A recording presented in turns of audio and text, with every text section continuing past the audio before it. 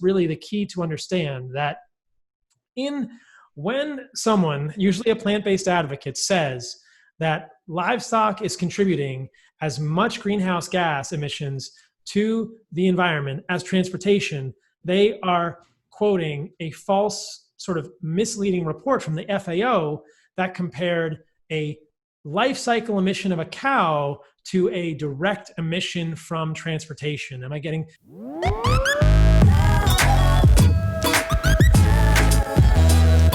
Welcome to the Fundamental Health Podcast. I'm your host, Dr. Paul Saladino. This podcast is the result of my relentless search to understand and correct the roots of chronic disease and illness. In this podcast, I will share with you everything I have learned about how to live the most healthy and radical life possible. Thanks for joining me on this journey. What is up, you guys? Hope you are all doing awesome. Thank you for joining me for another episode of the podcast. I am super excited about this one. I am also super excited that we are 1 week closer to the release of my book, the second edition of my book, The Carnivore Code. Check out thecarnivorecodebook.com. This book, I hope, it's my labor of love. It is my baby. It is a work of great amount of energy that got into it, and I hope that it changes the mainstream paradigm. So check it out, thecarnivorecodebook.com, August the 4th release for the second edition. If you like this podcast, please leave me a review on not on Amazon. If you've read the book, leave me a review on Amazon. If you like this podcast, please leave me a review on iTunes. I would appreciate it so much. It helps us reach so many more people. This week on the podcast, Robb Wolf, Diana Rodgers, the authors of Sacred Cow, which I think is another super important book for this point in 2020. We cannot ignore the issues that these authors have gone to great lengths to explore in this book. And as you will know, they are both already amazing people. Robb Wolf is a 2 times New York Times best-selling author, or New York Times and Wall Street Journal, for the Paleo Solution and Wired to Eat. And Diana Rodgers is the creator of Sustainable Dish. She is really the driving force behind the Sacred Cow movie and a lot of these ideas. I think that when she and Robb came together, they've had this vision for really 5 to 6 years, and it is so cool finally seeing it come to fruition.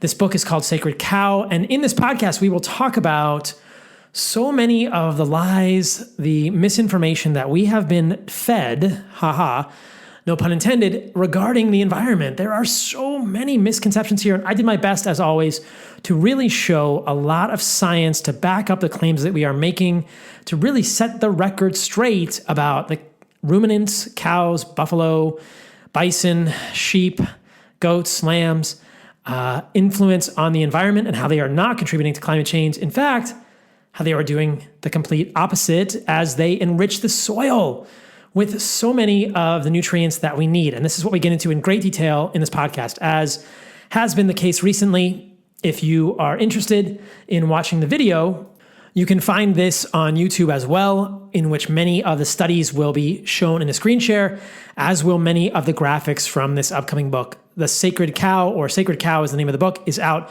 July the 14th. You can pre-order it at sacredcow.info. As Diana mentions in this podcast, if you pre-order the book now, as a thank you, you will get access to an early sneak preview of their movie, Sacred Cow. And again, this is a central issue at this time in our history. We need humans to be able to eat this food. You all know that I am a huge fan of animal foods. Last week's podcast with Nina Teicholz was one of the most downloaded podcasts I've ever had. And we exonerated, we defended, we went to bat for saturated fat. And here we are again. Yet another lie we've been told is that animals are destroying the environment, so we are digging into it in this podcast. I know you guys will enjoy it, and I think that you will learn a lot from this one. I did my best to put in tons of good information. So thank you also to my sponsors this week. I always appreciate the good folks at NutriSense, nutrisense.io. I am so excited about CGMs these days. You guys know that I wore a continuous glucose monitor. I did a whole podcast about this. I think it is the single best tool for changing behavior. My dad is going to wear one. Dad, if you're listening to this, I'm excited to see your results. I hope that it helps change people's behavior when they see this real-time feedback. And as you guys saw in the CGM episode, there is so much that we can learn from this with what we are doing in our daily lives, how the food is causing us to react. What is our fasting blood sugar? What's our overnight blood sugar? How is your postprandial glucose response? What is the area under the curve? You can learn all of this and more. And like I said, it can really influence behavior. So check out nutrisense.io. I am such an appreciative person with this. I have so much appreciation for this that I'm actually now an investor in this company and find it to be such a valuable tool for humans. And I think that CGMs will be a crux intervention for humans in the future in terms of changing health behaviors. I think if everyone had access to a CGM, we would see so many behaviors change in a positive way. So check out nutrisense.io. I am also a fan of blue blocks. You guys know about these. These are the cool blue blocking glasses that you'll see on my Instagram stories that I use at night. They've got the Jasper, which is my favorite. It's these really cool old school frames. You can go to blueblocks.com, BLUBLOX. You can use the code CarnivoreMD for 15% off. I wear these all the time, you guys. If it's nighttime and I'm around lights, if I'm in the grocery store, if I'm in someone else's house and they've got the lights on, if I'm driving home at night, I just throw on my cool blue blocks and I'm really protective of my sleep. I have a good friend who says sleep is business. And my God, my goodness, my circadian rhythm is business. And I want to protect it as well as possible. The guys at Blue Blocks are doing a fantastic job to do the science behind this, and they are amazing at protecting the eyes, covering the spectra of light that is going to negatively affect the suprachiasmatic nucleus and the secretion of melatonin. That is blue and green light, 400 to 550 nanometers. They've done the work. They're super geeky about this, which is the kind of blue blocking glasses you want. And these things are really high quality. Like I said, I love mine. I've had no problem with them, and I just want to get them for all my family now. And they have an amazing sleep mask as well, which is probably the best sleep mask I've seen on the market. So use the code CarnivoreMD at Blue Blocks to support these guys. Get yourself some cool blue blocking glasses, and you can look like a hipster or a totally hip chick or dude, and they can be clear or Elton John colored amber, and nobody even knows you're wearing blue blocking glasses, and yet you are doing something good for your circadian rhythm. I so also appreciate my friends at White Oak Pastures. These are really my family now. Jenny and Will Harris, everyone that works there knows they have my unending gratitude. They are this 6th generation regenerative farm making some of the best meat on the planet, doing things the real way, the right way, rotational grazing. This is what we talk about in this episode, you guys. The idea that regenerative agriculture is the answer. It is a way to enrich the soil. It is a way to protect the animals. And it is simply the answer for life on this planet, as it always has been when we raise animals in this ecosystem. In any ecosystem, when you hear about biodiversity, when you hear about soil microbes in this podcast, you'll actually hear a video that I took of Will Harris when I was at White Oak Cella last year in this podcast. It's on YouTube as well. And you can see the difference between the dirt of these different farms. It is remarkable. White Oak Pastures are dirt farmers. They just happen to grow amazing animals on the dirt, and that leads to healthy food choices for us and a sustainable ecosystem for our generations after us. These people are doing such good work. I called them the other day and said, hey, what do you guys think about changing the feed for your chickens and pork to make them low PUFA, low polyunsaturated? And they were so excited about it. So White Oak is now working on this. We are working on getting low PUFA chicken. Their pork is not fed soy right now, but we're working on making the pork feed even better. So stay tuned. White Oak, they're always listening to what we want. They're going to get us the meats. That's the healthiest thing on the planet for us. Check them out, whiteoakpastures.com. Use the code CarnivoreMD if it's your first time for 10% off your first order. Give them a call. Tell them how much you appreciate what they're doing. And White Oak Cella is October 9th through the 11th. So if you want to come to Bluffton, Georgia, give them a call. I'm going to be there. I hope my friend Ken Berry's going to be there. We're going to have more awesome folks there. We're just going to be hanging out. There's going to be talks. There's going to be axe throwing, horseback riding, barbecues, grilling, just community among people who appreciate this type of farming. And you can see it firsthand. When you come to this farm, you will never again really look at other farms in the same way after you've seen the grass and the cows and how much these people care about this type of agriculture. It's really a moving experience. It's spiritual. So hope to see you guys all there. So please check out nutrisense.io. Check out blueblocks.com. Check out whiteoakpastures.com. Please check out my book, thecarnivorecodebook.com. Support my work. If you pre-order now, I'll give you access to a video I recorded about how to eat a carnivore diet. It's a private video. Only people who pre-order are going to get it. It's 20 minutes long, and I'm going to do a private Q&A for anyone that pre-orders now. Tell your mom, tell your sister, tell your brother, tell your grandma, The carnivore diet is going to change the world. I believe it. Listen after this episode for what is going on with me. I love you all. Robb and Diana, thank you so much for coming on my show. It's so good to have you guys here. Good to see you, neighbor. Yeah. Let me change this one. Let's see. There we go. Well, let's do gallery view. All right. So I think that this podcast comes at such an incredible time in our history and such an important time in our history. There is not an issue right now that is more contentious than this one. And it's crazy because it seems to me that within the arguments around red meat and meat consumption, it's becoming more and more clear that those arguments that are saying that red meat is not good for you are becoming marginalized, and people are beginning to wake up that that's not so true. I did a podcast with Nina Teicholz last week, and in the beginning of this amazing book that you guys have just published, Sacred Cow, you go further to debunk all those arguments. And then after we've looked at those arguments, which we can touch on a little bit today, but what I really want to focus on is the next big thing, which is most of the ideas in the book, which is, but what about the environment? So thank you both for writing this book. And let's just dig into this, because I think that so much of what we see on the internet, the mainstream media, the mainstream consciousness is just everyone knows that cows are killing the environment. So this is crazy. So why don't we start with some sort of placement of cows within an ecosystem? Do you guys want to talk about, there's an analogy that you draw in the book to a planet called grassland. And let's just start from the beginning. Let's just build an ecosystem from the bottom up and help people understand what cows and grazing animals, ruminants, do on this planet or a theoretical planet, how they fit into a life cycle, and kind of build from there.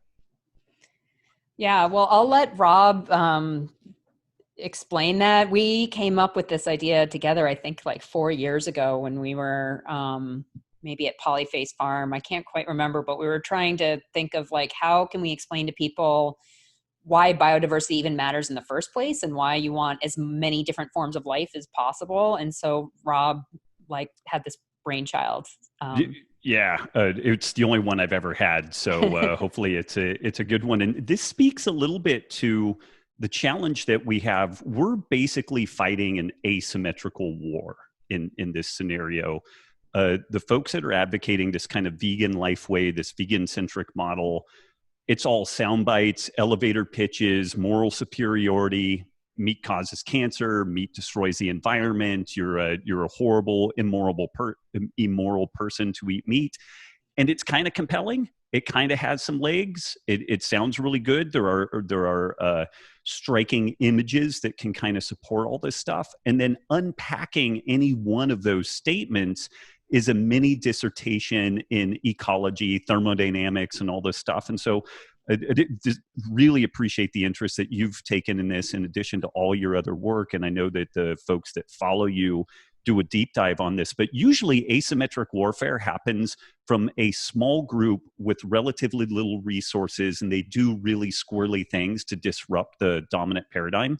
It's exactly the opposite now. All of the money, all of the power, all of the influence is using asymmetric warfare tactics to try to bury this notion of regenerative agriculture. And so I just kind of want to throw that out there at the start. But we were at this conference, I believe at Polyface Farms, and we were just kind of almost looking around for like some extension cords to hang ourselves from the rafters, because we were like, how are we ever going to unpack all this stuff? Like, it is so complex. There's so much stuff going on. There's so many different stories and everything, and all of them are important. You can't have just the health without the ethics and without the environment. Like, you can't just make this a one-stop shop. It's a three-pronged approach that you have to get with this. And so we were noodling, and I had this idea about like, well, people just fundamentally don't understand the way a basic ecosystem works. And so in the book, and I don't want to give away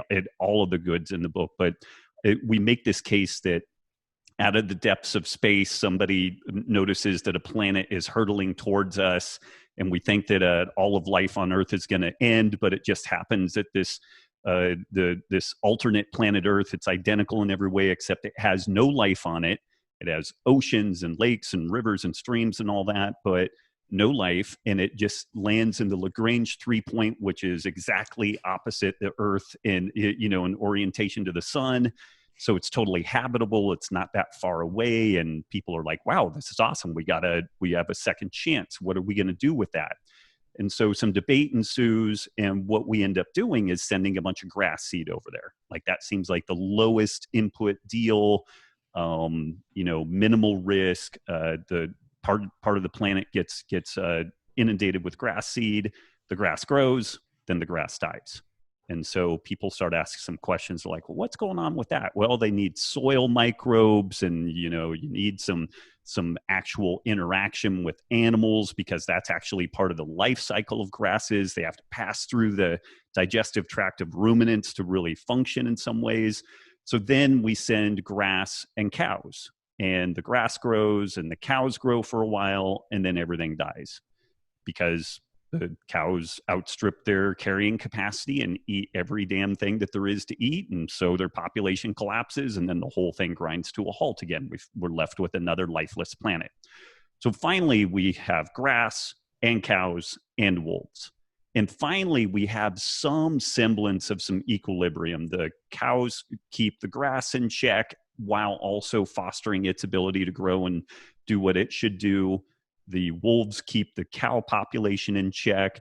So this thing can work, but it's also incredibly precarious, because if one little thing happens, if one virus, one bacteria switches some genes and it becomes pathogenic to one of these 3 organisms that are on the planet, the whole thing collapses. So now we want to have multiple redundancies. We want all kinds of different organisms that can fill major niches and also sub niches within the story. So if something happens in one place, it doesn't catastrophically affect all of this. And when I'm stoked that you brought up Grass World, because many people have said this really solidified this whole idea. And we honestly weren't sure if people were going to be like, okay, those guys are idiots. This is dumb, but it's actually really resonated with people. And it's interesting because this argument for increased biodiversity, people might think that using grazing animals wouldn't feed into that. But it's fascinating. The Audubon Society, which has had a pretty long-standing contentious relationship or attitude towards animal husbandry, has wholesale adopted regenerative agriculture, because I don't know what the backstory is. And Diana, this would be an interesting thing for us to explore, but I suspect that somebody somewhere got invited to go out to a ranch, and this ranch had been using regenerative agriculture, and lo and behold, the bird species there had exploded, because this is what we see when people do holistic management and regenerative agriculture. They think about everything there, because if they can do things that enhance the bird species, then they're doing things that enhance both the grass and the cattle. It's beneficial for everything. And now the Audubon Society has really changed its position, and it is very favorable to the notion of regenerative agriculture, outfits like the Savory Institute and whatnot. And this really gives a real world kind of bookend to the notion of Grass World, that we need increased biodiversity. And this increase in biodiversity is literally the canary in the coal mine. Like, if we're seeing reduction in biodiversity, then we have problems brewing. And the row crop centric Planet of the Vegans model is one that expunges life from the scene and reduces it to something that looks incredibly like Grass World, which is a precarious thing. It's a stool balanced on 2 legs. It is not stable. It's very brittle. And we're seeing some of that, come forth with this COVID-19 pandemic and our food systems and the processing and the economic infrastructure. But hopefully that's not too random of an unpacking of Grass World. No, I love it. That's amazing. And I think that this, it's all about the metric that we use. And I love that you guys are advancing this notion that the metric should really be biodiversity, or at least one of the most important ones. We're going to talk about a lot of metrics in this podcast: soil carbon, soil mycorrhizal networks. But I heard you say this on another podcast, Robb. The soil has a microbiome too. most people listening to this will know that in your gut is a microbiome, and in your mouth and your skin and everywhere on the human is a microbiome. We are biologically diverse as well. And it's not a foreign concept within mainstream medicine that as we lose biodiversity of our own microbiota in any of those ecological niches, which are indeed ecological niches, we tend to suffer the consequences. And this is mirrored almost exactly in an ecosystem of the world. And I think that too often, and as you're saying, these unfortunately, these stacked against us arguments from plant-based advocates who are funded by major agribusiness and industrial financial interests, the arguments get oversimplified. Oh, it's all about cows farting methane. That causes a greenhouse gas. The planet warms up. We all go up in a big inferno. It's like, wait a minute now. Hold your horses there. Hold up. Like, have you guys ever seen that podcast from Beyonce? It's like, hold up, it's like, anyway, it's kind of like that. She's like, hold up. This is way too much right now. And I love that concept is like, this is way more complicated than anyone is thinking about it. We are talking about the level of microbial diversity in the soil. We are talking about mycorrhizal networks, these fungal and bacterial symbioses in the soil. And we're talking about that in connection with plant roots, bacteria, bugs, worms, beetles, plants, rabbits, voles, snakes, wolves, grass, cows, vultures, raptors. There's a whole interesting piece to that happens under the soil, which Diana, I forget where I was with you when I became aware of this, but we have this process of photosynthesis, which most people are at least passingly familiar with. Sunlight lands on the earth, plants absorb the sunlight and use that to grow. A major element of that growth is the root system that goes below the ground.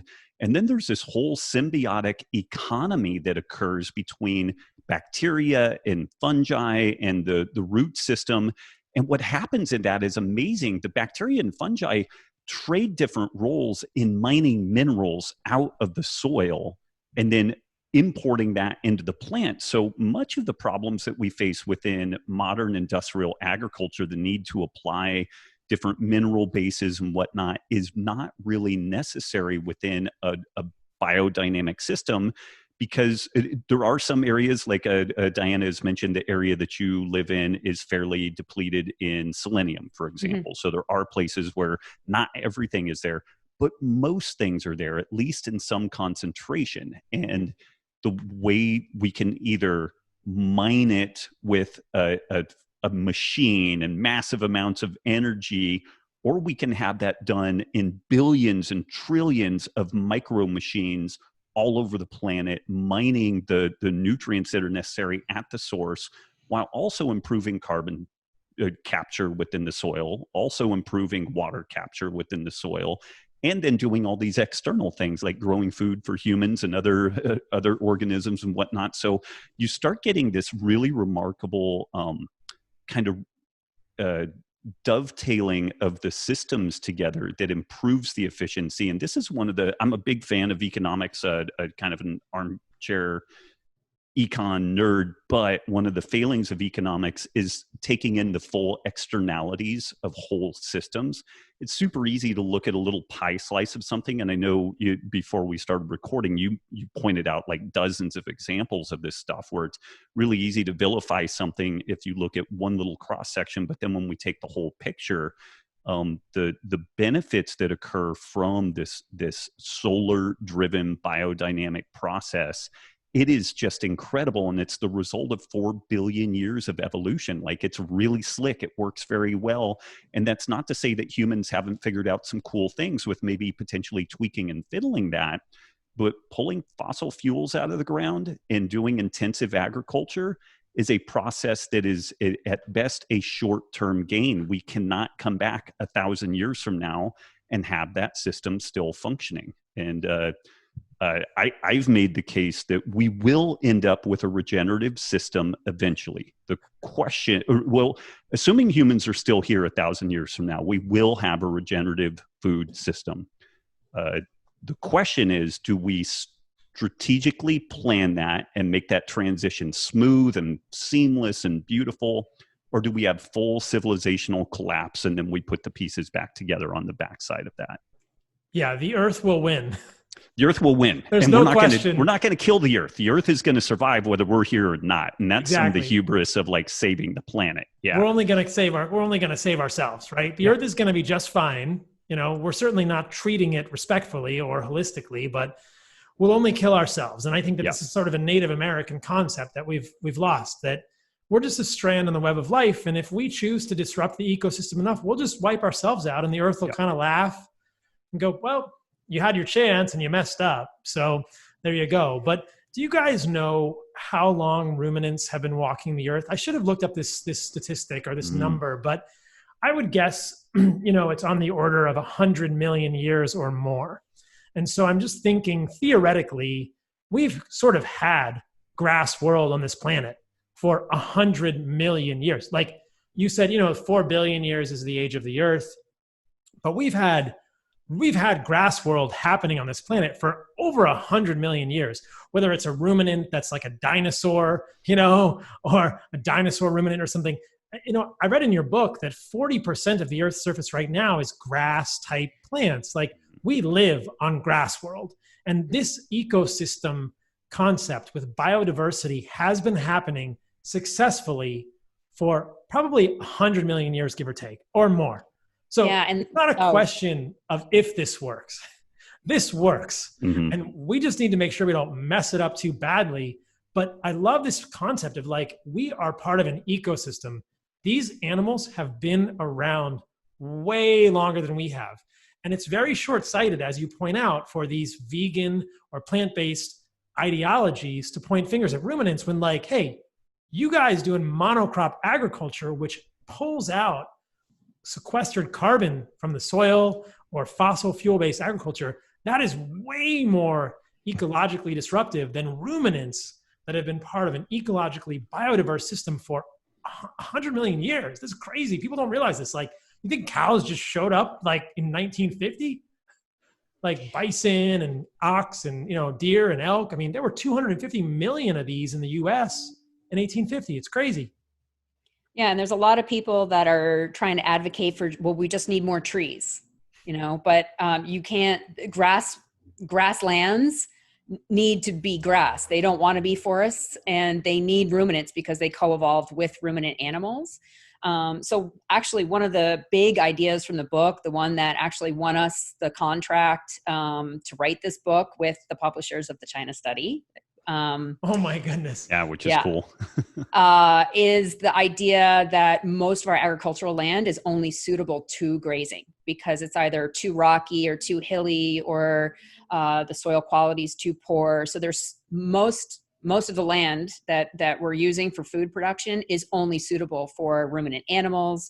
There's a lot of places in the world where it just doesn't make sense to be plowing everything up. And as these folks from Impossible Burger are so focused on their carbon emissions, what we really need to be looking at is entire ecosystem function, like we were mentioning before. But there's, as you said, so much money going into IP for Impossible Burger. And there's, it's the new colonization of Mars, right? Like it's just like, it's this new hot thing. We're going to make a lot of money. We're going to control IP. If we can control food systems, we can control governments and countries, let's just get everyone dependent on Impossible Burger. And it was really interesting because we were on this the Hunting Collective podcast not too long ago. And I listened to the one right before us where they had a rep from Impossible Burger talking about how magical their product is because they can transform, these monocrops. And he was dodging so many questions about like what the inputs were and the energy. And we'll be talking more about a life cycle analysis in a little bit. But just when you look at the energy that you need to transform, things that are grown on our limited crop land into these fake expensive products, it just doesn't make any sense. It doesn't make any sense. So I'm going to share a couple of graphics. You guys are amazing at these from the book. I deserve no credit for this. Diana is both an artist and a scientist. I am barely the scientist. So Not all land can be cropped. It's just a great graphic. You state here more than 60% of the agricultural land globally is pasture and rangeland that is too rocky, steep, or arid to support cultivated agriculture. Yet this land can support cattle and protein upcycling, which is really what we're talking about here. Cattle, ruminant animals eating grass, upcycling it, taking grass, converting it into protein that is edible by humans and very nutritious for humans. I want to share one more graphic that I think will be a jumping off point and really sort of is what Robb was talking about here. And this is, I think, the centerpiece for our conversation. So Robb, you were kind of talking about this photosynthesis, the fixation of carbon dioxide by grasses, by photosynthetic grasses and other plants into the soil. So you're taking this carbon molecule here as part of carbon dioxide, you are fixing it into the soil, and there are all of these microbes, these little bugs and fungus here. And as you said, there are liquid carbon and exudates and feeds the soil microbes. You had guys on this graphic, again, Diana's a wizard here, is locking up this carbon in the ground, which we're going to get into. Microbes in the soil are freeing up nutrients that are useful for the root systems of plants. There's a symbiosis here. But this is essentially the process of carbon sequestration, right? Plants expire oxygen. And then, basically this is the key point. New soil is built through soil microbe life cycles, root biomass, cow poop, and plant litter, which is trodden by the cows. And that is an ecosystem that has always been happening. That's how soil gets to be healthy. Then the plants are eaten by the cows. This same carbon atom is eaten by the cow and a carbohydrate. We'll talk about this part next and how we've all sort of been misled. But I also want to highlight what Robb was talking about here. The fossil fuel equation is very different. This is not a cycle. What you guys are so beautifully illustrating here is that this is a cycle. This is a carbon cycle. This is just one directional. These are fossil fuels in the earth, usually in petroleum or in the earth, and they're just in sort of staying there, that are either unlocked and emitted into the atmosphere as we're burning fossil petroleum fuels, or as this soil is tilled by monocrop, plant-based agriculture, liberating carbon dioxide in the atmosphere in that way. So this is so important for people to appreciate. Let's move on. You guys, is it okay if we move on to this part now? So the cow eats the carbon, and this is where things get controversial, right? We know the cow poops. That's got to be good for the earth. This is a natural fertilizer. And then the cow is going to burp out some of this methane. So this is where everybody gets all bent out of shape. Cow burps are killing the environment, right? Yeah, and this is one of these things that if you have even a moment of time spent noodling on ecology, and again, like you mentioned, the vast herds of grazing animals, pre-Columbian era and the Americas, why was the planet not destroyed then? And that's kind of a dismissal. Like, unfortunately, we have to kind of get in and be more rigorous than that. But it really is important to characterize what's happening in that animal-centric model as a cycle. Methane is released, methane gets exposed to UV radiation and is cleaved and gets transformed into carbon dioxide and water. That re-enters the carbon and the hydrological cycle. And that's fairly stable over time. Life is fairly stable in that regard. So there's a given amount of productivity. And you actually showed us a link from the FAO that was talking about how methane emissions have flatlined relative to the number of ruminant animals, which goes completely contrary to the narrative that folks are putting forward. But what's really critical to understand in that is, if we immediately vilify all greenhouse gas emissions as equally bad, then we end up in a really dangerous place. And I'll share a little bit of a personal story with this. A person that was very helpful with my first book. She ended up actually getting referenced and acknowledged in my first book. I had posted something about how it was discovered that shellfish produce enormous methane emissions, absolutely enormous methane emissions.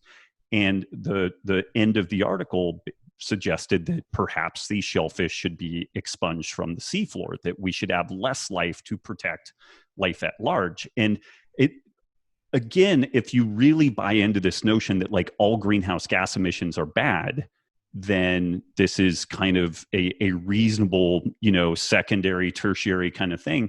But if you are wrong about that, then you are making an absolutely fatal mistake.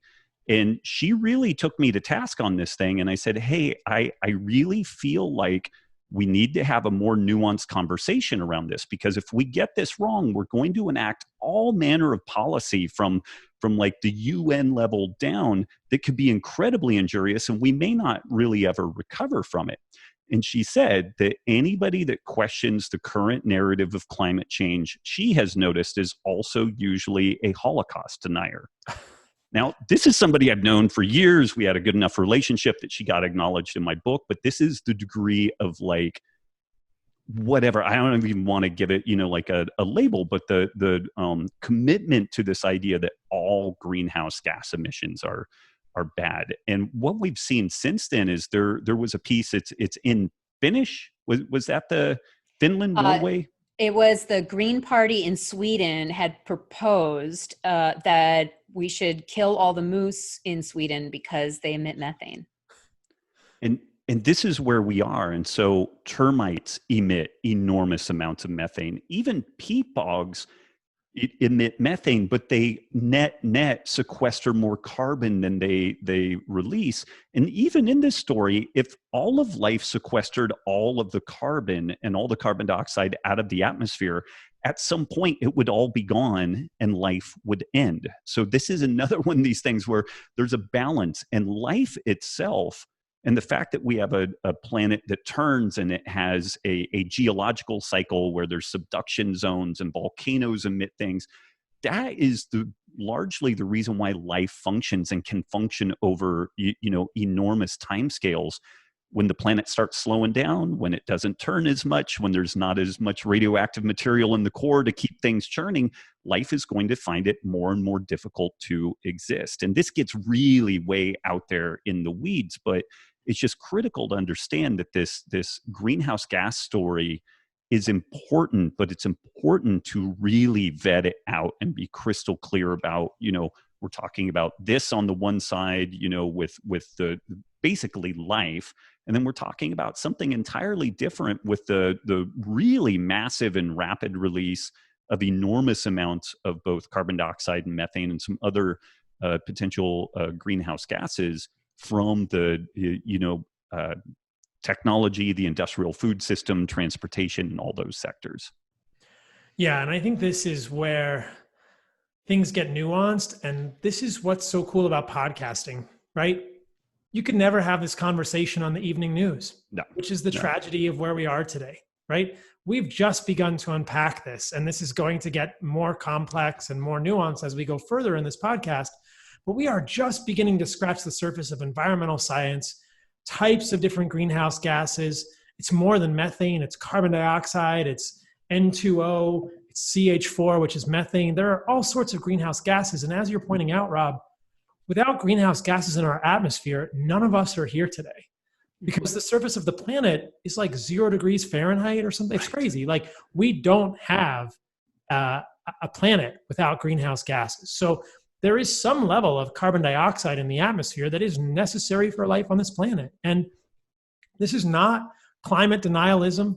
This is not saying that we should all just, large scale burn everything we want and, just pollute as much as we want. This is just saying, hey, let's take a deep breath and actually try and dip our toe into a very complex set of information around how the environment actually works. Because a lot of us, I'm not an environmental scientist, but it's tied into what I do. And we all have to educate ourselves here. And so many of these arguments against cows are just not nuanced, as we said. They're just saying cows, methane, greenhouse gas, climate change. It's like, it's more complicated.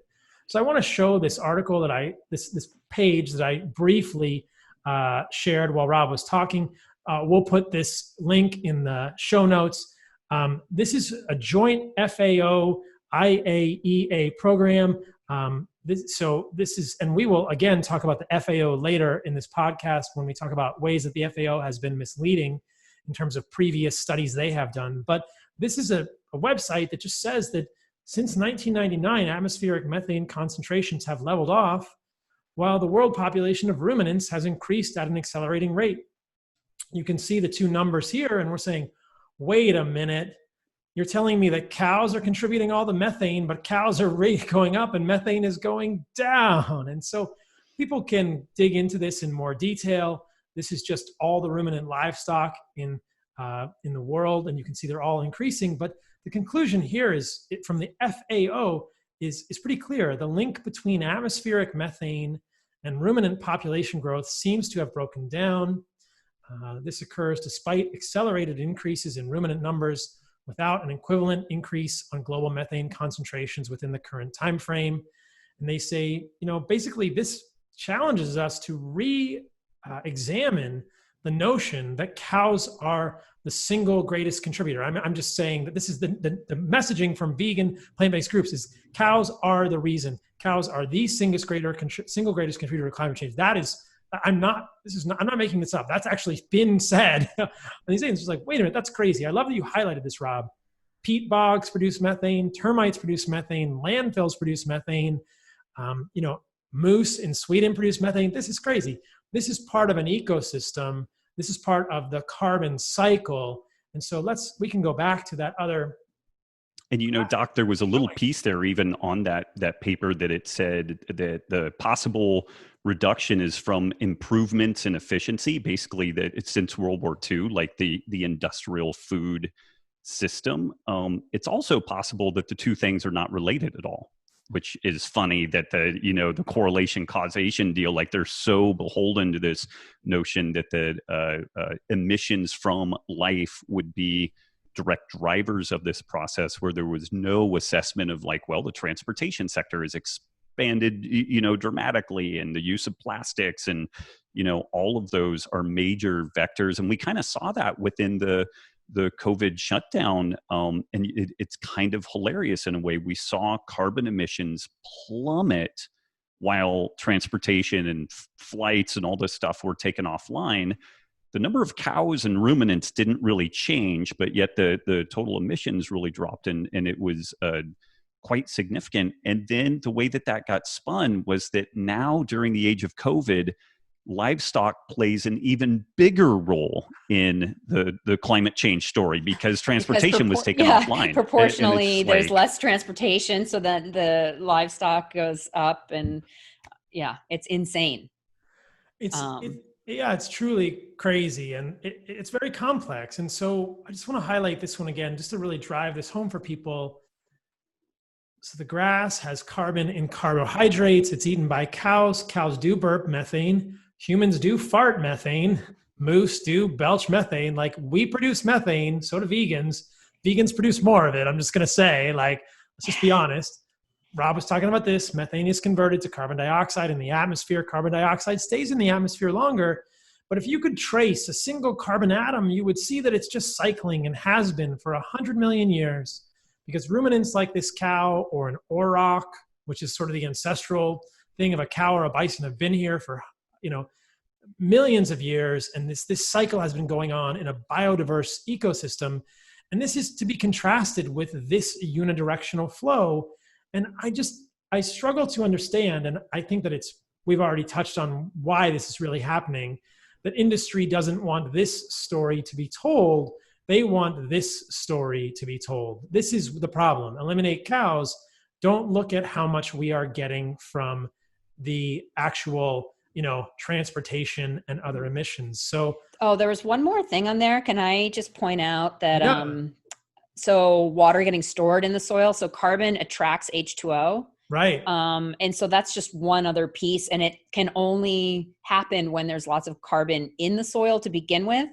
And so that can only happen when we have the soil covered and not constantly tilled up through industrial ag and good grazing techniques. And so water is a huge, cattle are blamed for, just 10 bathtubs full of water in order to, make your quarter pound burger.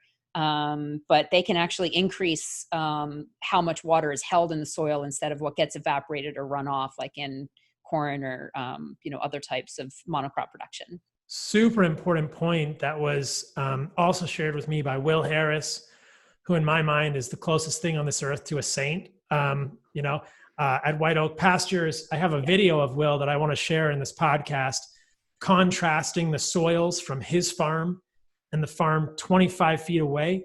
And he says that as you increase the amount of carbon in the soil, it can sequester more carbon. It can sequester more water. It can hold more water. Mm-hmm. So that I think he says for every 1% of carbon, you can hold another inch of rain.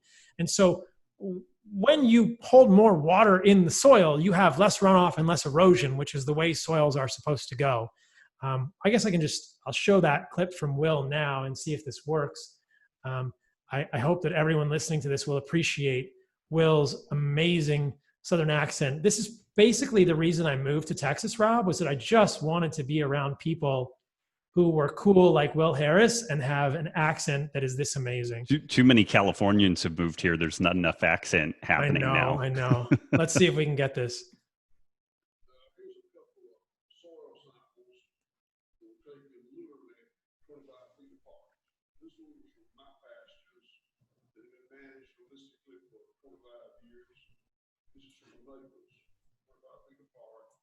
Nothing separating the fence, 25 years of holistic management versus degrading industrialized farming. This was over 5% organic matter.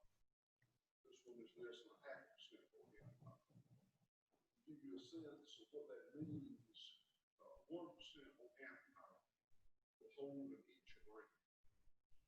So this soil of 5-inch rain. This land can only absorb 5 inches. So if the rain is 5 inches, 1.5 inches, So it makes me pretty happy that Will got to join this podcast too. I'll put the whole video on YouTube and Instagram, but that's such an important point. I mean, this really cannot be overstated that this like sequestering carbon in the soil, healthy ecosystems, a healthy soil microbiome is everything, right? Let's use this next slide as a jumping off point, unless you guys have something else that you want to go to. But I think this is a chart that you have in the book and that I tried to recreate in my book as well. And it kind of talks about what we were saying. And I want to point out that this is from the EPA, the United States Environmental Protection Agency. And I think this is from 2016 data, thereabouts. And you can see that when we're actually comparing the methane emissions, transportation, electricity generation, industry, commercial, residential, ag, crops, agricultural livestock, and then of the agricultural livestock, 2% are beef, then there's fuels and U.S. territories. And if I'm not mistaken, this is, these are of the U.S. greenhouse gas emissions. So the point to be made here is that all livestock are only 3.9% of U.S. GHG, greenhouse gas emissions, and of that, about 2%. So why is this not the story that we're being told, and how can this be so different than what we've been hearing so often, you guys? I wish I had a good answer. You know, it's funny. There are these things that, I mean, we are in this like fake news world now. So people just kind of pull things from their nether region and it seems good. Like Diana has done all these debunkings of broccoli is more protein dense than steak, you know, and it's just, you just go to the USDA food database and plug this stuff in. And it's like, oh, okay, no, that's completely inaccurate. But it's interesting. Things sound kind of compelling and then they take on a life of their own. There's this one meme that's going around, which it would have played beautifully to our case had this been supportable. But there's this meme going around that there are 60 harvests left in the world because we're losing our topsoil and all this stuff.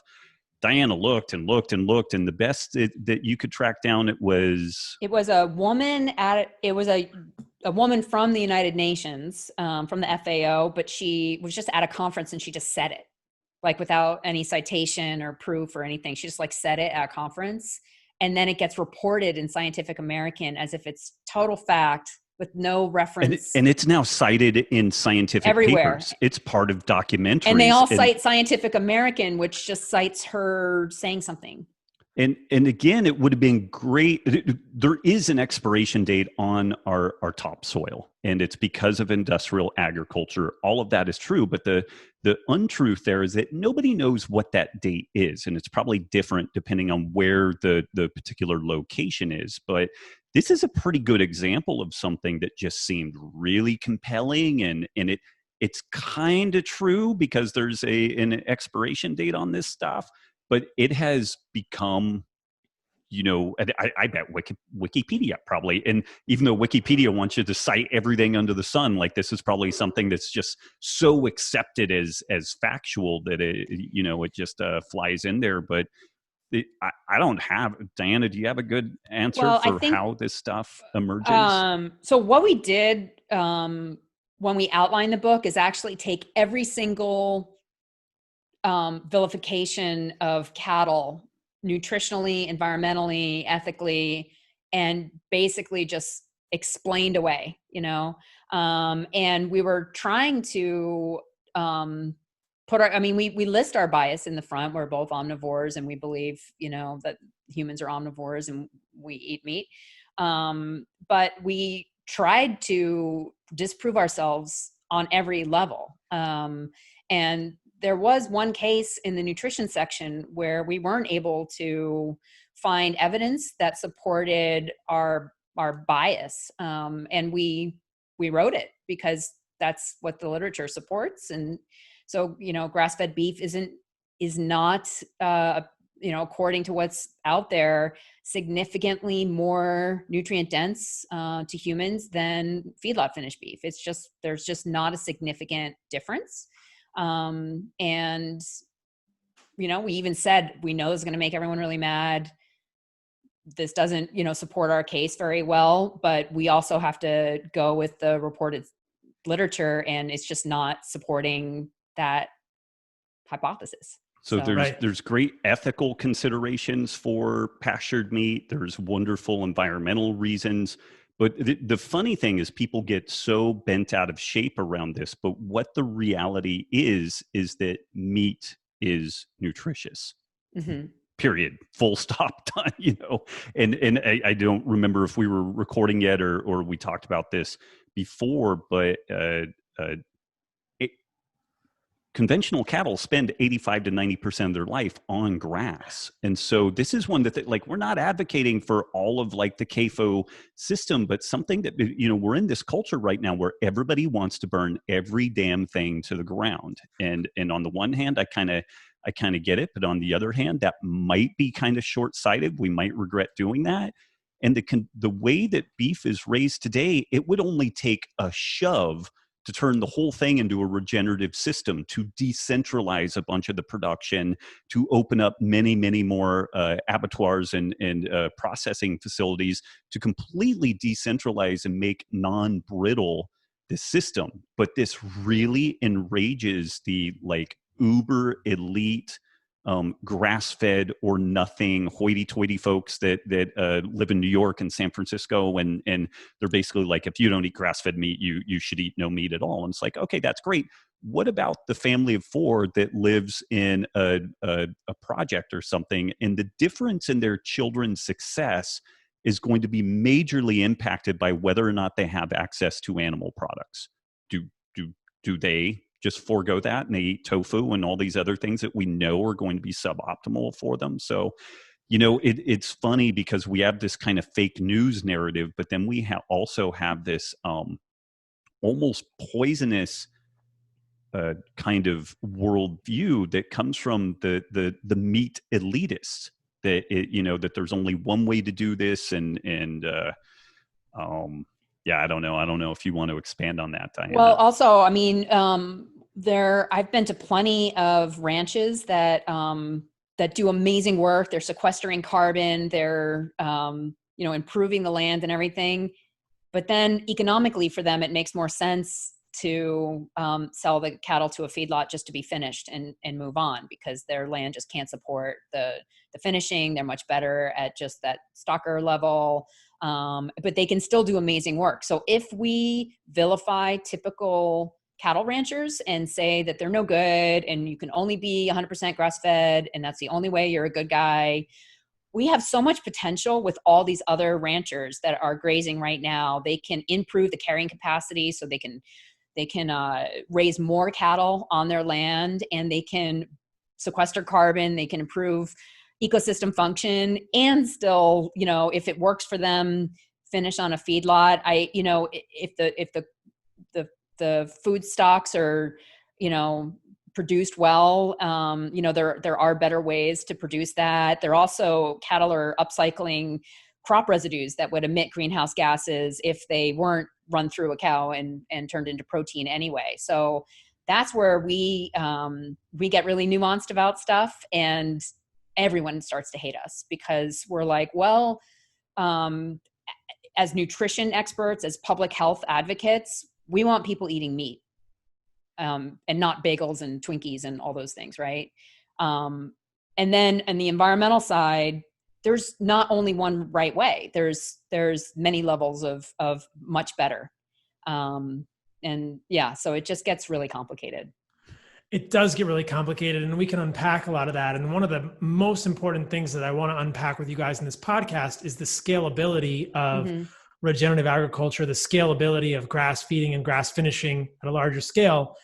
I agree with you guys completely that in the studies that I've seen, there's not a huge difference in terms of the actual nutrition content of grass-fed beef versus grain-fed beef.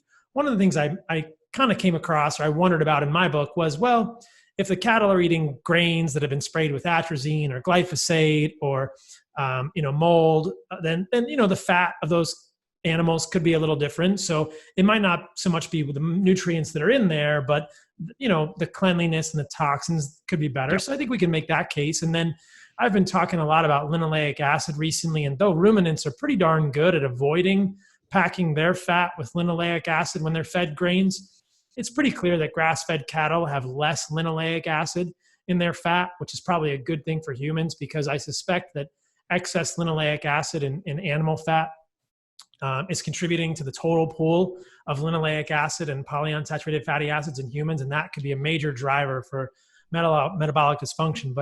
And I could not agree with you guys more that getting lost in the grass-fed versus grain-fed debate for a family of four, in the inner city is silly, and including meat in their diet will be the single greatest contributor to the intellectual success, the physical success, the mental success of their children.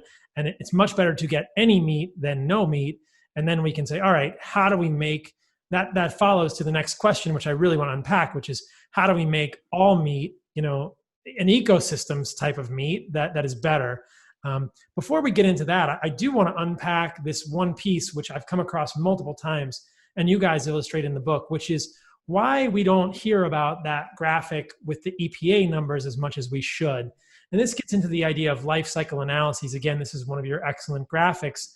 So most people, when they hear about the amount of greenhouse gases, quote, which is methane, that cows are producing, they're being quoted this based on FAO numbers, usually from a 2003 or 2006 study, which was subsequently rescinded and then revised because they did not do proper life cycle analyses of the emissions of cows. And so this is really the key to understand that when someone, usually a plant-based advocate, says that livestock is contributing as much greenhouse gas emissions to the environment as transportation, they are quoting a false, sort of misleading report from the FAO that compared a life cycle emission of a cow to a direct emission from transportation. Am I kind of talking about this correctly? Organizations like Meatless Mondays will say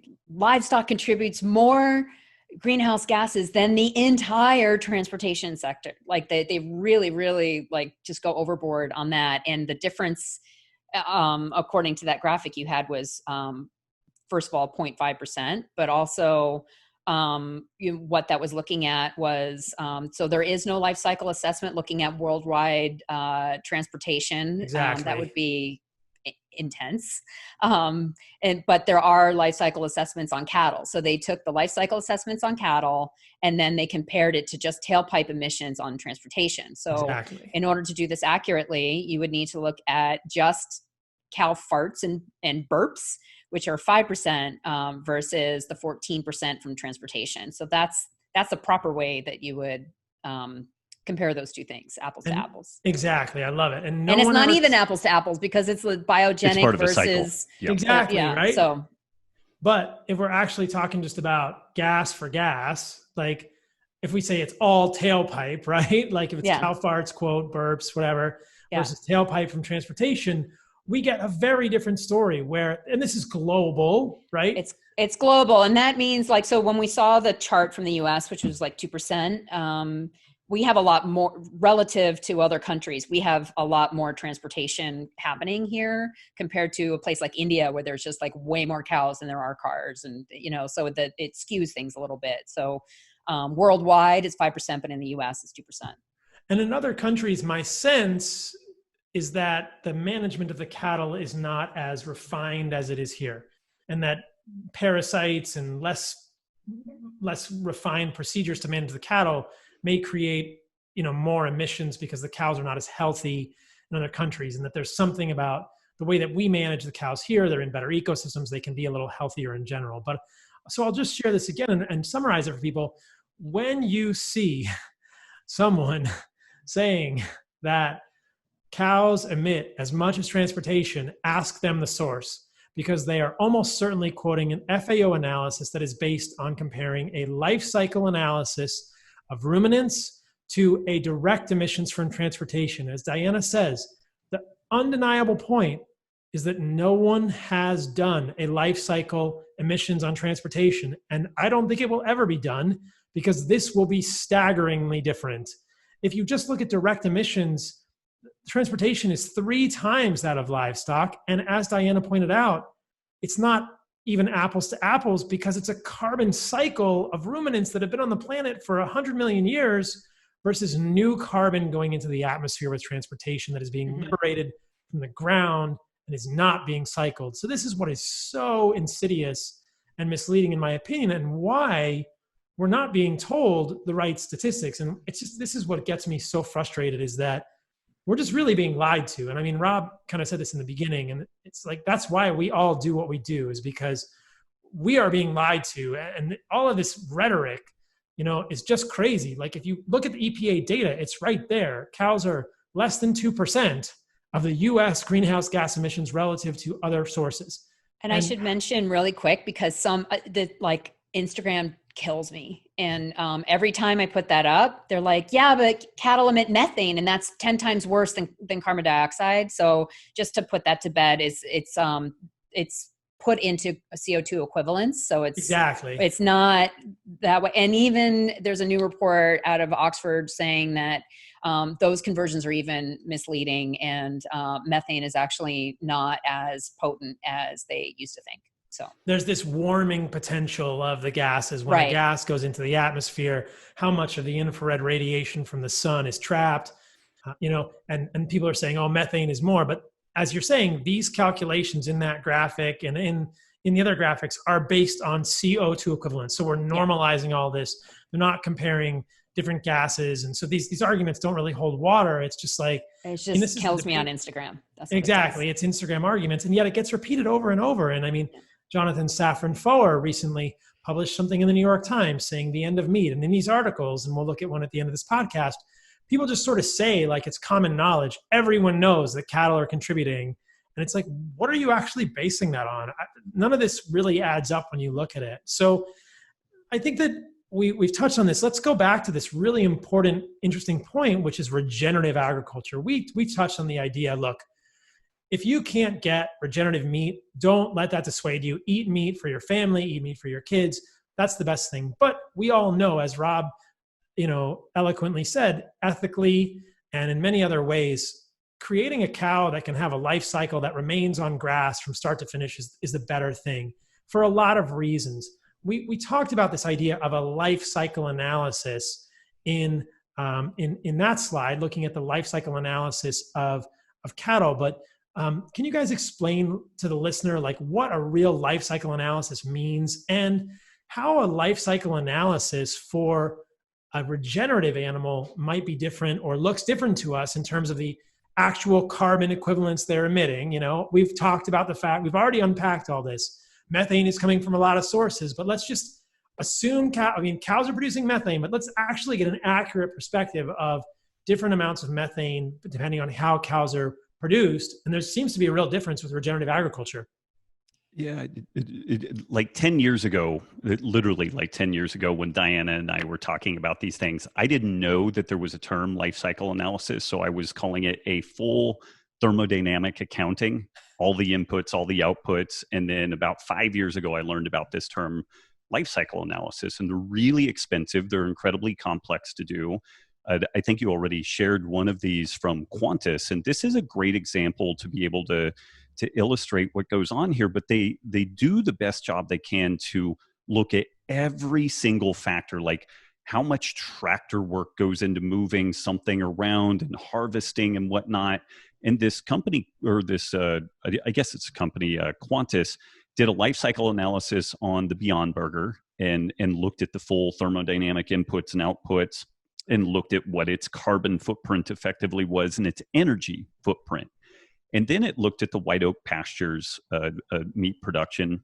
And what was interesting is the Beyond Burger was a net positive carbon releaser. The white oak pasture was a net carbon sink or remover from the environment. And the numbers were identical. And it was cool because it's the same company. It was a different time point. So like the likelihood of I haven't even seen the vegans. They just kind of ignore this and they don't even say that Qantas was like unethical in this process. But the case has been made that if you wanted to offset the consumption of one Beyond Burger, you would need to eat one white oak pasture burger to be at 100% carbon neutral. And this is something that I wanted to back up just a little bit with regards to the direct pipeline of fossil fuels going into the atmosphere. Technically, that does become part of the carbon cycle. If we allow enough life to do the job it's supposed to do, it will sequester all that stuff. If we make a horrible decision and create Planet of the Vegans and have row crops as far as the eye can see, then we have zero capacity to offset the emissions from the transportation sector. And this is, again, where it's really important to put on our big kid pants and do the work to vet this stuff out. If we're wrong, then that's fine. But this can't be team sports where we're going to win at all costs, because we're not going to win. The species is going to cease to exist, or we're going to have some really massive problems. So even though I know there are folks that are incredibly passionate and well-meaning, it's really important to get in and vet this stuff out, both on our suppositions, but then also what they're being told by the media and outlets like The Guardian and places like that. Yeah, it's striking how different these narratives are. I'll screen share. So this is from the Qantas life cycle analysis for white oak pastures. We'll put a link to this in the show notes. And this is something that's been done by Qantas. I'm sure it costs hundreds of thousands of dollars. The net breakdown was, you can see they balance out the enteric emissions from the cow, the manure emissions, and they can look at, these are in kilograms of carbon dioxide equivalent emissions per kilogram of fresh meat. You can say, hey, look, when you do this regenerative type of agriculture, which we can talk about, you can put carbon into the soil. Like we started with the podcast, that diagram, and you can offset this here. And then there are other activities at the farm that produce some. The net total emissions of white oak pastures beef is negative. This is exactly what Robb is talking about, that if you remove animals from the planet, you are not going to have any way to sequester carbon back into the soil like has been happening forever and ever. You can see here the value for comparison is taken from Beyond Meat's LCA. And so the same company— Which they did before. Which they did, the same company, yeah. Yeah, the same company did both of these. And isn't Qantas owned by General Mills? No, General Mills funded the study. Okay. I think Qantas is just like a giant consulting firm that does life cycle analysis. Okay. But General Mills funded the study. So, I mean, you can spin that any way you want. I'm sure the vegans will spin it in their favor, but it's like, hey, General Mills makes grain. Do they want this? I mean, who knows? It's in their best interest maybe to make Beyond Meat look better and White Oak Pastures look better. And so you can see this is it's a presentation. So it's not a scientific paper in this PowerPoint that I'm sharing, but this is exactly what Robb is saying. Like, life cycle assessment is all of these pieces of the life. And in the case of a cow, it's all of the things that are happening. You can see this complex diagram, at every level of the processing of the emissions, how much is going in, how much is coming out. And the results are striking. And you can see this is pretty much the same graphic they had before there. The enteric emissions, the manure emissions, and you can see that there's a lot of carbon sequestration in the soil because it's working well. Here's the beef breakdown, and they are actually comparing it to conventional beef. And this is sort of what's really cool about regenerative agriculture. Again, this is not to say that we're trying to demonize all conventional beef, just trying to compare it to other life cycle analyses that have been done. And they note them here at the bottom of conventional beef, saying, when you raise a cow on pasture from start to finish, it does better from a greenhouse gas emissions perspective. So we need to be careful what we're talking about here. Is it that the conventional beef, we're not seeing this much soil carbon sequestration there, or they're not measuring it? Kind of like, and that goes back to the video that I showed of Will Harris. You can see the difference in those two soils, and that's the proof is in the quote pudding, right? When a cow poops on the ground and pees on the ground, and the fertilizer from that cow and the compost from that cow, at White Oak Pastures, they compost every part of the cow that is not used. This is like bison dying on the plains. When you put all of that back into the soil is richer, the plants are healthier, and you can sequester more carbon. If you're having a conventional beef farm, then the soil is probably going to look like that light soil in the video with Will. Mm-hmm. And it's going to be 0.5% carbon. And if you listen carefully to Will in that video, he said his is 5% carbon. And there's a great graphic of all this stuff on White Oak Pastures website, which I'll share, that really illustrates this very well. This is their graphic showing essentially the same thing from the Qantas analysis. But you'll see here, these are water stable aggregation in the soil. It's going way up over 20 years of regenerative grazing. This is what Diana was talking about earlier. When you have more carbon, you have more water stable aggregation. You can see the microbial activity. This is what Robb was talking about. This is the microbiome of the soil, the microbial respiration going up after 20 years. It's this one of these parabolic curves. It seems to kind of approach the asymptote at about 10 years, but it's still increasing. And this is incredible. The number of years regeneratively grazed, the soil organic matter goes up to 5% at 20 years. Will Harris has been in this for 20 years and more. And then here's another measure of soil carbon. But when there is so much carbon in the soil, it looks like chocolate. It's the dark chocolate versus like the light milk chocolate, or not even really, it's like the light brown versus super dark brown. That is how the carbon is being sequestered. That is kind of the magic of regenerative agriculture, is that if we care for the soil, if we create grassland with a microbiome in the soil, then it all works, right? We get biodiversity in the soil, we get more carbon pulled in, and that's what's so cool. And if we could make this, what if we could do all agriculture like this, then the argument really completely falls apart. We've already unpacked the fact that the argument is kind of based on a faulty premise in the first place. But even if we say, all right, cows are producing some methane, how can we offset that methane? This is the way we do it, which leads to what I think is probably the crux of the podcast, or one of the things that I was most excited to talk to you guys about. And I love that you unpack this in such great detail in the book, because I've not seen this discussion in anywhere, in any other form, which is, how do we scale this? And can we scale this?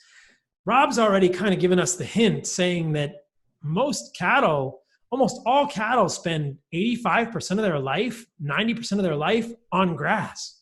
So let's just unpack this, and then I'll share some of the numbers that I pulled from your book. But what do you guys think? Because I think when all of us say regenerative agriculture is ecosystem-based agriculture, the retort, which we should consider, is you can't scale it. You couldn't make enough beef this way. What do you think?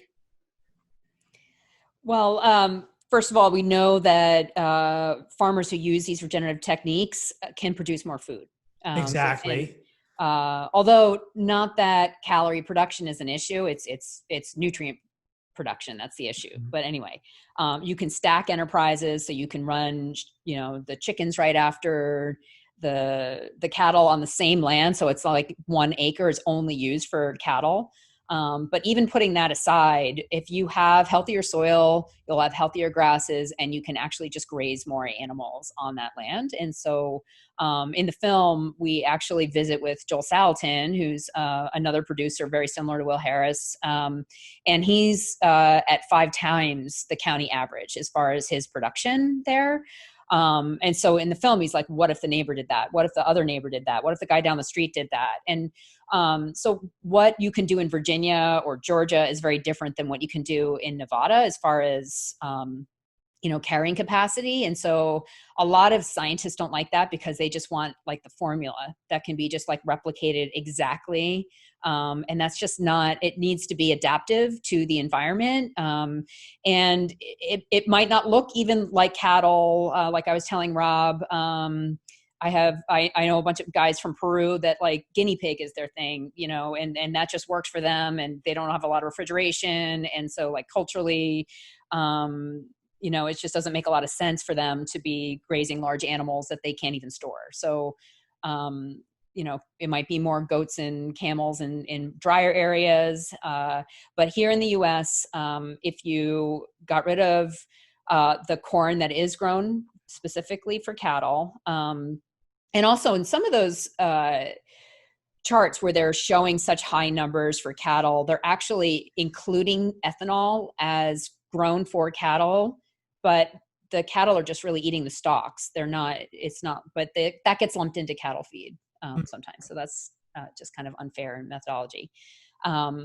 Anyhow, if we utilized all the undergrazed areas, all the non-grazed areas, we were talking earlier about the CRP program. So the government has all these tracts of land that are just not being used right now for grazing. So if we were to work in these fallow fields in between crop production with grazing, that's actually a win for everybody because it puts nutrients back into the soil. So we went through, at a very conservative, increase of 30%. So not 5 times, but just 30% increase in productivity. And then we look at all the land that's underutilized in the US. We have way more than enough land to grass finish all the cattle in the US. And that to me is so striking. Anything you want to add to that, Rob? It's hard for folks to kind of wrap their heads around this, but like Diana mentioned Nevada, which is a very arid region. Arguably, food production there is going to be more constrained than somewhere that's quite wet like Virginia. But something that folks don't realize is the Great Basin, like this whole tract of land going out towards Utah and from Reno to Utah down to Las Vegas, that used to be grassland. And it wasn't that long ago that there were 3 or 4 species of camel and enormous elk herds. And a little bit further back, there were still elephants in these areas. And it's a fascinating thought that if in the film, Diana has an example in the Chihuahuan Desert where one of the ranchers there has rehabilitated this just blasted moonscape, and it's a verdant grassland now. They have to be very careful with it. This stuff that Alan Savory talks about, like a brittle environment versus a non-brittle environment, non-brittle being more similar to Virginia. You've got a lot more latitude with what you do. But not only are there massively underutilized tracts of land that we would look at and say, yeah, that is grazing land.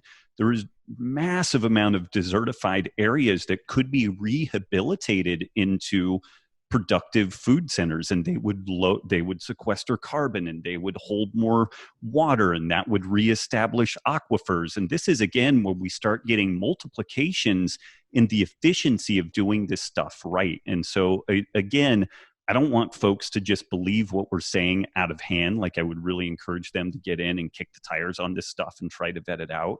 But if even part of what we're suggesting here is true, that there's this potential to integrate all of this effectively lost land and get all of these kind of economies of scale going on, there could be a really massive boon here. And one of the greatest challenges that we're facing just from a workforce perspective is that artificial intelligence is poised to replace a lot of what people do. And bad for you, Doc, but like doctoring and lawyering is looking like two of the first things that are going to like potentially be algorithmically driven and handed off to AI. But what ranchers and regenerative farmers do is morning, noon, and night problem solving. And problem solving is creativity. And creativity is going to be the last place that AI makes an inroad into the world. And it may never really displace that. And so there's the potential for millions of people to make very good livings growing food for themselves, for their communities, and then the excess of that can be reintegrated into this amazing global distribution network that we have.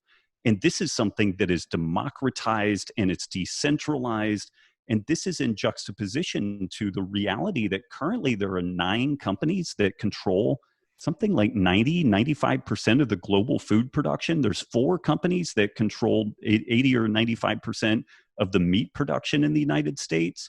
And so, topics of social justice and privilege and equality are really, really hot topics.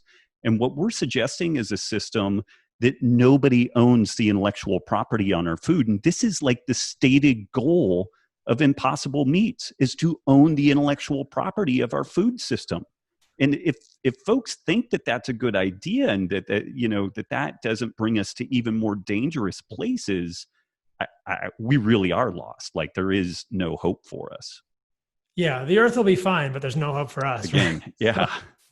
And I love that you touched on that. And I want to circle back to that in a moment. But that, I've heard you say that on other podcasts as well. That is a scary fact. And I've even heard you say on other podcasts that these mega meat companies will buy time at these abattoirs, these slaughterhouses, to prevent smaller producers from actually getting in there. There is a bigger thing happening here. And so decentralizing this and letting farmers do this is a big deal. I mean, we'd earlier talked about the fact, like, look, just eat meat, get the best meat you can. But there are some things that the mainstream meat production facilities should really be called to point on here. And we should point out that they're like companies like Tyson and these major factories, like, they are actively working against smaller producers, grass-fed, grass-finished producers, from getting in there to have their cattle slaughtered and harvested so that we can benefit from that food. So that's a really important point to make. But I think this is, once we sort of illustrate this idea of regenerative agriculture, carbon sequestration, the next thing people say is you can't scale it. And it's like, wait a minute, you absolutely can scale it. Mm-hmm. Like we said, just to reiterate this, most of the cattle, 90% of I think almost every single cattle we're eating, if it's grain finished, it started 90% of its life on grass. We never had to move it away, and that's just a consumer driven thing. I often say this on my social media: you vote with your dollars. And if people were demanding this type of meat or willing to support this and understanding that the future generations, their future generations would benefit by them supporting these type of farmers, and the ecosystems would benefit by them supporting these type of farmers. And the fact that an ecosystem might actually still be around because they support this type of ecosystems, biodiversity type of farming with their dollars. If we could get people to do that, which is what I think is so cool about what you guys are doing now, then we'll see a change. But until that happens, it's going to be hard to convince people to pay more for their meat. But from a land perspective, you guys illustrate this very clearly in the book. So I want to show the conservation reserve program. I was not aware of this before I read the book. This is just the USDA site. It actually exists. It's not a very exciting site, but it shows you that the US government is paying farmers to let their land sit. The US government, and this is land, as I understand it, that has been monocropped. They're saying, hey, you are a plant farmer. You are monocropping this land. We realize as the US government that if you monocrop that land forever, it's going to become completely worthless. So we're going to pay you to not grow crops on it. Mm-hmm. And there's a lot of land like this. What did I find? I mean, some large amount of acreage in the Conservation Reserve Program. I don't have the number, but I think you guys have it in the book. I mean, there's millions of acres of land that our government is paying farmers to leave fallow because they've essentially pulled all the nutrients out by doing monocrop row agriculture. And you could reverse that. If you put animals on that land, that's the reverse process. So this is really the point that I am so excited about making with the help of you guys on this podcast, is the opposite of monocrop agriculture is regenerative agriculture. Monocrop is pulling nutrients out of the soil into the plants, and it just goes into a black hole. Regenerative is like you pull nutrients out into the plants, the cows eat it, it gets pooped back. You saw those two soils from White Oak, from Will Harris. You get dark soil, you get carbon-rich soil, you get nutrient-rich soil, or you get really light soil. And so why are we paying farmers millions of dollars to take millions of acres of land and leave them fallow so that they can actually kind of rehabilitate? And this takes a long time. I did some research. It said that like it took 25 to 50 years for a plot of land that's been sort of depleted by monocrop to really start to reintegrate. You could do this. I mean, Will Harris has rehabilitated land in 20 years with farming, and he's producing food while he's doing it. So that's what we need, is instead of a conservation reserve program, we need a regenerative agriculture reserve program. Okay, you farm this land as monocrop. Why don't we subsidize you to put some cattle on it, you know? And then we have regenerative cattle, and it's helping the land. I know you've been to Rome Ranch in Texas, right, Rob? Yes. Yeah. Yeah, both of us have. So Rome is amazing. They're farming buffalo. And I went out there with Katie and Taylor, and they said, look at that piece of land, as you know, a square foot of land in Texas. And this is land that's been monocropped and kind of depleted. And they're doing the same thing with their land. They're raising buffalo regeneratively. And you look at a piece of land in Texas, it doesn't look super fertile. There's maybe grass growing in like 20% of that or 10% of that square foot of land. And the point they made was, the longer we do regenerative agriculture here, the more that square foot of land gets filled in by grass. And that increases the carrying capacity of that land, and we can have more cattle. So regenerative works on all these levels, and these arguments that it's not scalable are just ridiculous to me. I mean, conservation reserve land can be used, and then the increased productivity of the land as you do regenerative agriculture. In the book, you guys quote a well-known scientist, Jim Howell, saying that regenerative land can increase stocking rates 50 to 100%. You could put twice as many cattle on a plot of land if there's more grass growing per square foot. That's great. And then you guys do the calculation in the book saying how much land is being used for corn that's being fed to the livestock. 30 to 40% of that corn is just, is going to the livestock. Well, if we're not corn finishing animals, we don't even need that. We can take that land, put animals there. The calculations really work out pretty quickly. There's plenty of land to make enough beef for this country and probably other countries because of this fallow land and these regenerative kind of the way that it increases the productivity of the land. So it works at every level, which to me is just like, it's just a no-brainer, and why it's so important to spread this message and combat all of these untruths. Like it's absolutely increasing the quality of the soil. It's absolutely holding more rainwater.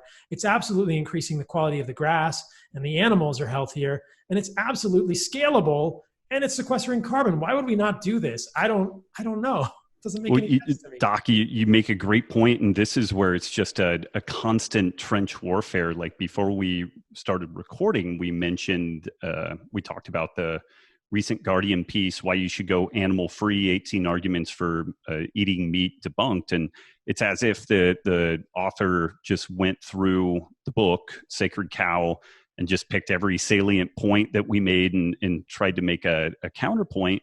And he's not an uneducated guy. His name's Damian Carrington. He's got a PhD in geology. He is the staff environmental editor for The Guardian. Some of the challenging features of the article is that 90% of the links in there link back to his previous articles, and only a few of those articles actually reference scientific material.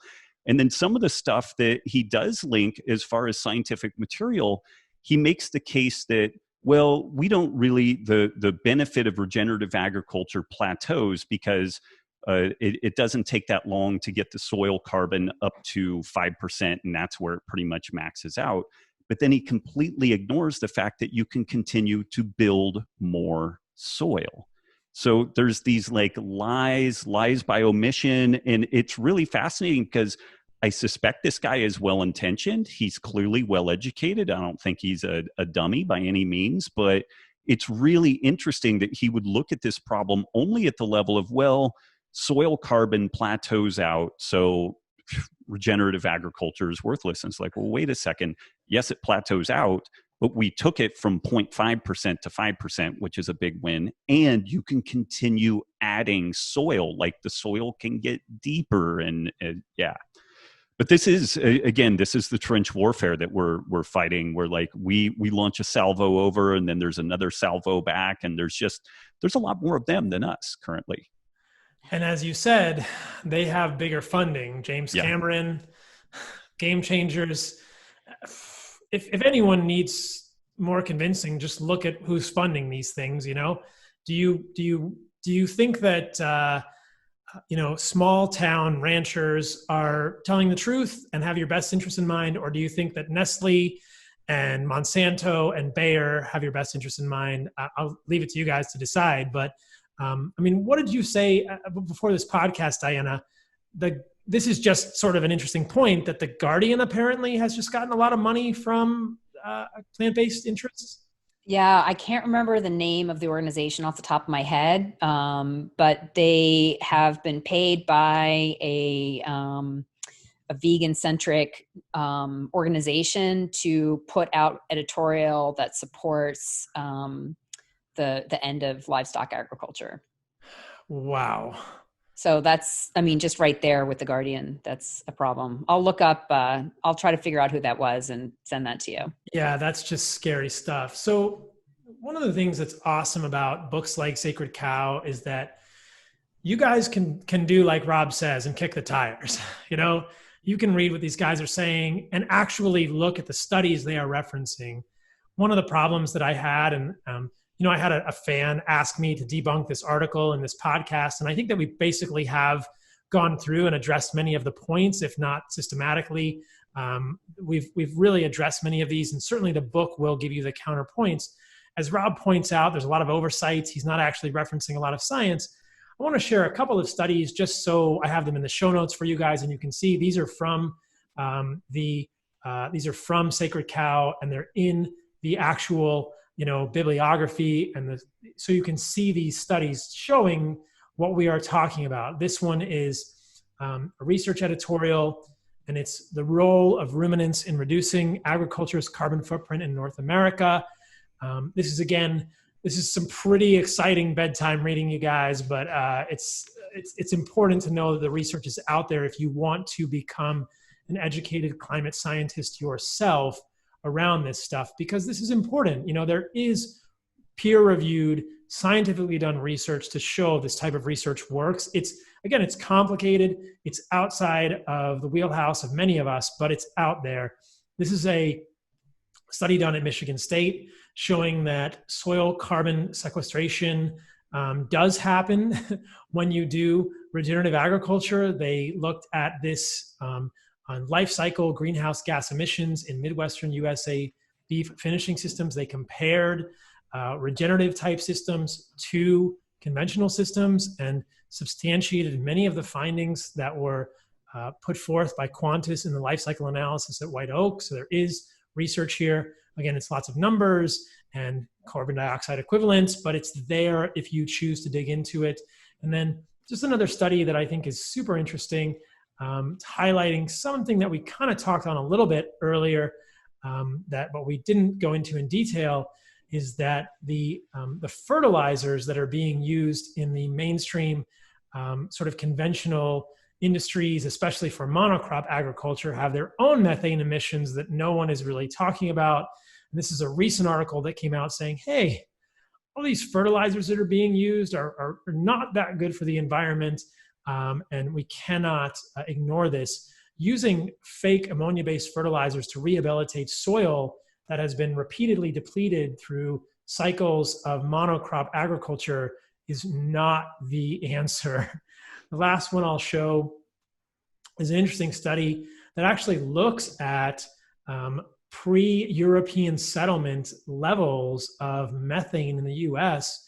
And this is striking, just showing that there were millions of these ruminants here, a few hundred years ago, notwithstanding the consideration of, how many ruminants there were millions of years ago, and that hey, the methane levels were very similar with that amount of ruminants on the planet. So this goes back to something we said in the beginning, but more sort of substantiation of what we're talking about here, because I do think it's important to show the science and not just reference other articles that we've all written so that people can get some actual data here.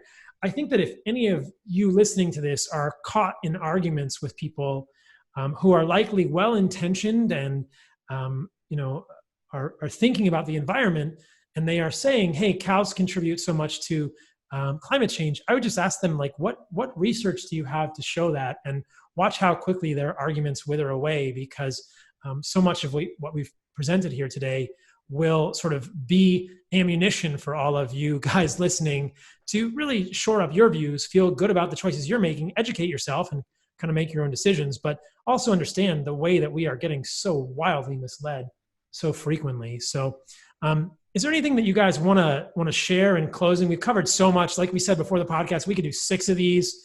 Any closing points you guys want to that we didn't touch on, or any things that you guys that you came across when you were writing the book that you were like, we really want to get this across as we wrap up here? Well, just really quickly, I wanted, because we are in kind of a asymmetric war. And so the folks that want to get in and support this, Diana's done an amazing job with the sacredcow.info website. Like, there are so many beautiful infographics that are all scientifically referenced. And these things are very powerful for helping people convey really complex and large amounts of data in a very concise fashion. So I would really encourage folks to check that out. And then as far as, some final thoughts, it was interesting. 2 things, we have the COVID pandemic that we're dealing with, and then we have this massive social unrest around concerns around equality, and there's lots and lots of stuff to consider there. But we were maybe a week, 2 weeks into the pandemic, and Diana pinged me this graphic at the end of the book that's basically like our doomsday prepper in one chapter, like consolidated notes. And it was just shocking. It was like, don't carry any debt if you can avoid it. Have some food on hand, have some water on hand. It was so interesting that it was kind of prophetic given what happened with COVID and kind of the impacts on the food system and all these unknown elements. But in this time where people are making so much conversation around ideas of equality and social justice and whatnot, there is so much that is occurring in this food system story that is just the height of hubris and privilege. We have a largely white, vegan, Eurocentric group of people that are suggesting that every other way of life on the planet that is animal inclusive is dirty, is broken, is damaging the environment. And some of the stuff that Diana uncovered, there are millions of women in Africa, as an example, that for cultural and legal reasons cannot own land as physical, ownership, but they can own livestock. And that is their sole means of supporting themselves, supporting their family. This is their social status designation, the ability to own this livestock. But yet these people are, by this vegan-centric worldview, destroying the planet. And these are people that don't have a CVS that they can stroll down to and buy an iron supplement and a mixed methylated B vitamin supplement and some DHA from algae. And this is interesting. Some of the greatest pushback against the World Health Organization and some of the other outfits that are pushing this vegan-centric model are coming out of developing countries. They're like, you are going to murder us. You are going to destroy our traditional food systems. And you would make us completely dependent on the exports of the United States and Europe to feed ourselves. And that is a disastrous proposition. Mm-hmm. Yeah. Yeah, it truly is. And I mean, this is a great graphic to sort of show as we close here, and then I'll get your thoughts, Diana. Mm-hmm. I've talked to my friend Peter Ballerstedt about this, and he's reiterated the same point, that eliminating meat would clearly do more harm than good. And this gets lost in so many of these plant-based arguments. And this is what Robb is saying, that there's this incredible loss of nutrition. And the beginning of your book talks about this. My book, The Carnivore Code, talks about this. We are all, super interested in eating organ meats, but you just can't ignore, though many in the plant-based sphere would try to, you really can't ignore the fact that animal foods are incredibly nutritious. And if you remove those from the diet for what essentially would be a 2.6% reduction in greenhouse gases, which would probably almost certainly have zero effect on global climate change, you would create massive, pervasive, catastrophic nutritional deficiencies across the population. So that is the world that Beyond Meat is hoping to create. That is the world that Bill Gates is trying to create. That is the world that Impossible Burger is trying to create. And that is a scary world, because this is my family and your families and all of our children, our future children, and our generations who like Robb so clearly says, like, you can't just go to the grocery store and get a multivitamin. You can't just magically make up for all these things. And then there are so many things in meat that nobody creates a multivitamin for. Nobody creates a multivitamin with anserine and taurine and carnitine and creatine and peptides in meat that are valuable. You can't make meat in a vitamin. You can't do this. And the clear trade-off here is catastrophically bad. And I love the work that you guys are doing to really emphasize, like, hey, this is the worst idea ever. Well, yeah, Diana, and not only, go ahead, Robb. Just really quickly, Diana did an amazing unpacking of this and this isn't our opinion. This has come from, ironically, World Health Organization type level, that if we remove meat from the diet, we will become nutrient deficient, we will tend to overeat, and then we will have the health problems associated with overconsumption of empty calories. And Diana we didn't do a full life cycle analysis on it, but more of a broad brushstrokes. But no one considers the massive carbon footprint of all of the gizmos and gear that goes into managing type 2 diabetes. Dialysis tubes, insulin syringes, and on. I mean, it is mind-boggling how much is produced there, and there's no discussion around that. But this is where talking to your crowd, Doc, is a little bit singing to the choir. Everybody here recognizes that animal products are critical for health. This is still part of the fight that we fight out in the rest of the world. Like that Guardian piece, again, it attributes the bulk of our healthcare woes to the consumption of meat. Right. And when we have 70% of Americans overweight or obese, the last thing we need is more calories and more carbs, which is what would happen in that scenario too. That was on the other side of that plate. So I love that paper. So I guess my only closing piece would be if people are passionate about this, if they want some ammunition, we even have like a sort of choose your own adventure guide in the front of the book where we list all the most common questions and people can just flip directly to that answer. Meat causes cancer. Boom, this page, meat destroys the environment, or just tell me what I should eat. We have that too. So, and one thing that we're doing for people that pre-order the book is we're actually giving them a sneak peek to the film. So The film that I'm working on, which takes you to all these ranches so you can see it. It takes you to the Chihuahuan Desert where these guys only get 10 inches of rainfall, but it's like they're returning it to the Serengeti, basically. And so that's not in distribution yet, but we're going to do a special sneaky distribution to anyone who pre-orders the book, and gives us a receipt at sacredcow.info/book by July 14th when the book comes out. And then they will have their time slot reserved in order to be in line to see this, to see the film. That's so exciting. I can't wait to see it. And I think this is such an important thing to support in so many ways. I know firsthand how much work goes into writing a book. So thank you both for committing so many hours of your lives to this super valuable thing. And I think this is such a great point to close on, that if you eliminate meat, what are you going to substitute for it? You are certainly going to have to substitute something that is inferior. And I just did a podcast with Nina Teicholz last week, like I said, and the story that we told there was when saturated fat got vilified, we substituted nutrient-poor carbohydrates and vegetable oils. And this is exactly what would happen again here. It would happen all over again. Most people will know this, but I want to show the ingredients of Beyond Burger. The second ingredient, or the third ingredient, is expeller pressed canola oil. Okay? What is in an Impossible Burger? Sunflower oil. If anyone has been watching any of my social media recently, you know that I am on a tirade against vegetable oils. If we eliminate meat, people are not going to eat more unprocessed vegetable foods. They are going to eat more processed grains, and they are going to eat more processed vegetable oils. This will be an absolute catastrophe for our health.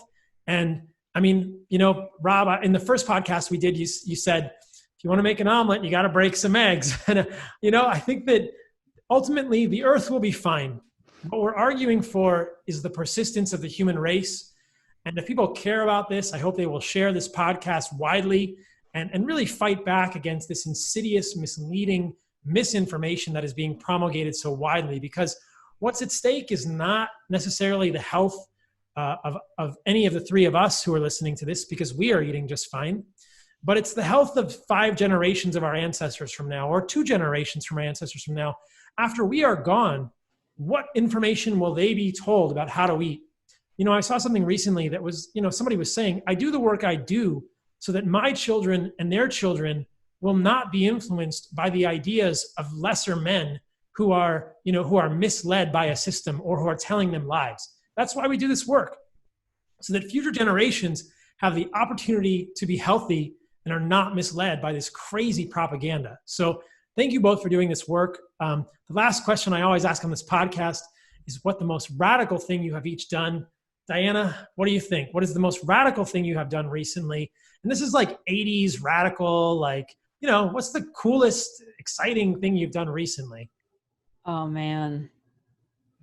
Rob knows the year I've had. So I'm still standing, and that's radical. Maybe that's it, you know, just getting through hard times, a lot of obstacles. I'm not dead yet. Yeah. Yeah. No breathing.